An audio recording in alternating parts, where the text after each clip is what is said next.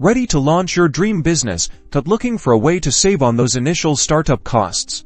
Let's dive right into how to use a Doola discount code, making those essential business formation services a little more affordable. First, you'll need to find a Doola discount code, which often appears from promotional deals, influencer partnerships, or email campaigns. Okay, so when you're ready to get started, head to the Doola website and begin the sign up process, or choose a product or service you want to purchase. During the checkout or sign up sequence, you'll find that all important discount code entry field, usually located right above the payment information. Now, carefully type or paste your Doola discount code into that field, being mindful not to get any details incorrect. Once the code is entered, click the apply button or a similar button nearby. The page will then refresh, showing the updated total reflecting your savings.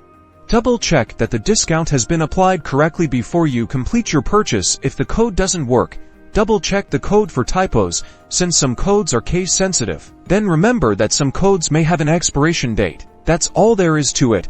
Once you've correctly applied your Doola discount code, you are all set and prepared to start using this service to establish your company. Congrats! Start your business smarter, not harder. Don't forget to subscribe for more helpful tips, and go get those savings.